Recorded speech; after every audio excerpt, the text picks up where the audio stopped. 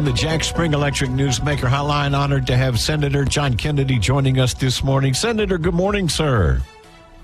Morning, Mike. Morning, Aaron. Thank you for talking with us. I was just looking over these inflation figures. Senator, what we need is price control. Not for me.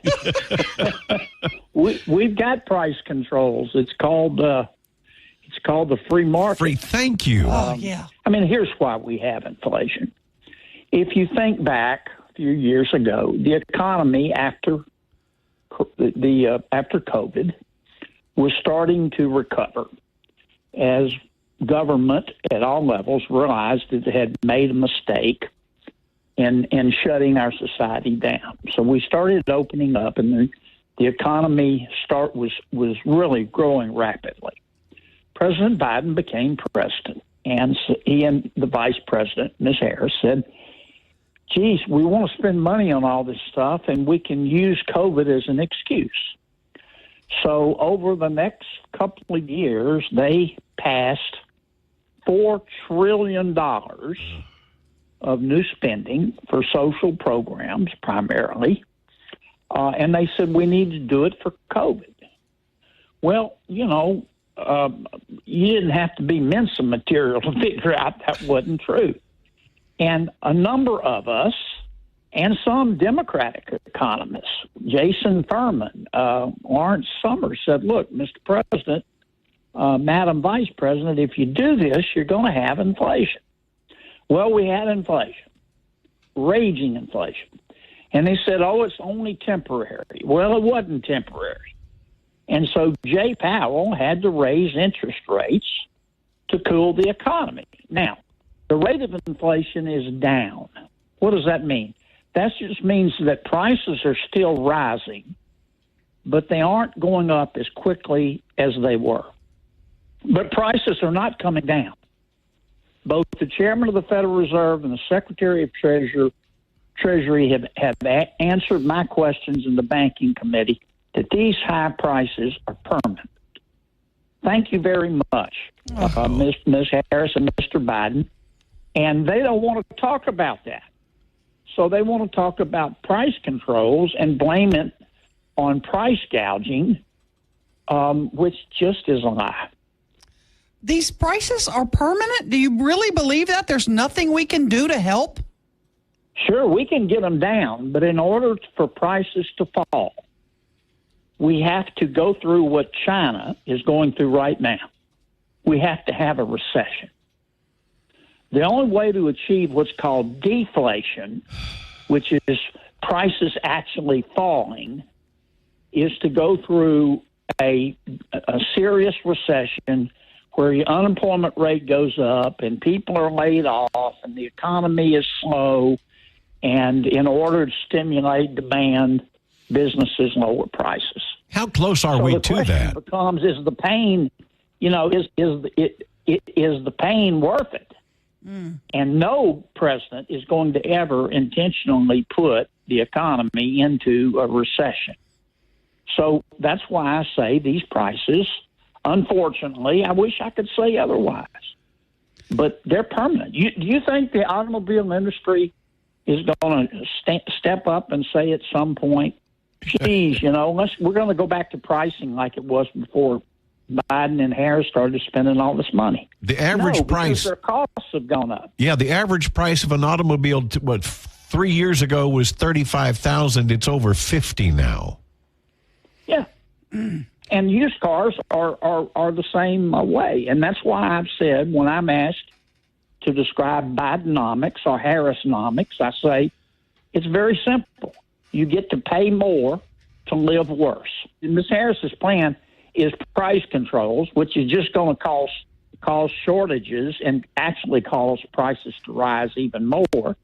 And she wants to raise the corporate income tax, which is going to make wages go down. And frankly, many people don't understand basic economics of supply and demand.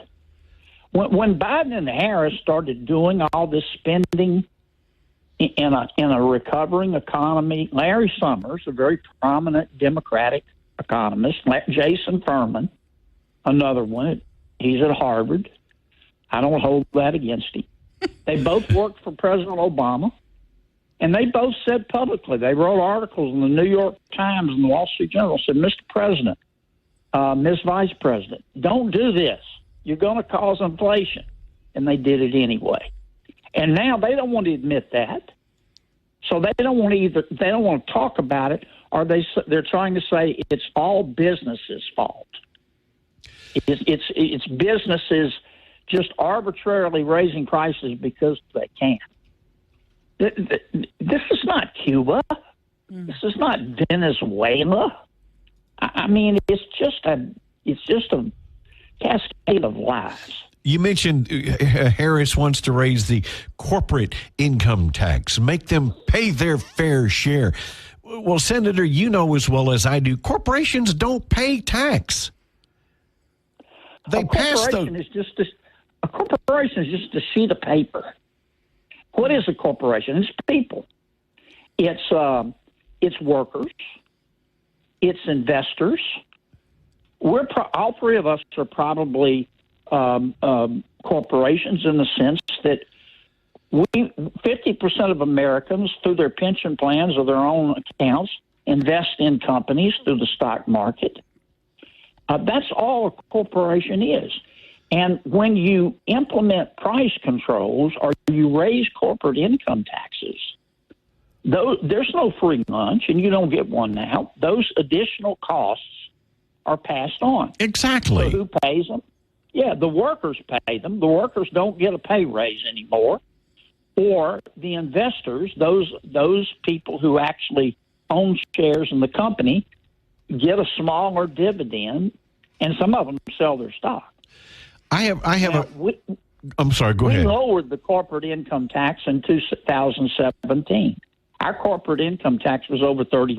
It was the highest of all developed countries in the world. We lowered it to 21%, and the economy boomed. But now Harris wants to raise it again. I know the vice president well. I served in the Senate with her. I sat on the Judiciary Committee with her. She is AOC without the bartending experience. She was easily the most left-wing United States senator. No question. Right. She thinks that government ought to run the economy. It's just that simple.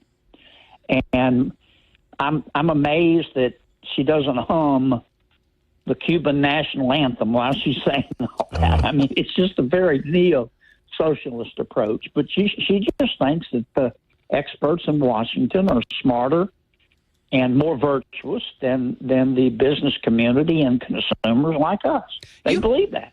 She had the most liberal, I call it neo-socialist voting record of any senator.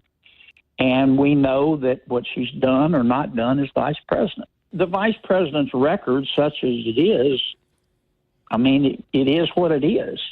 It's a very neo-socialist agenda. She believes that you should turn all your money and your freedom over to Washington because Washington knows best. She talks about freedom. She says you need to be free to make your health care decisions yourself.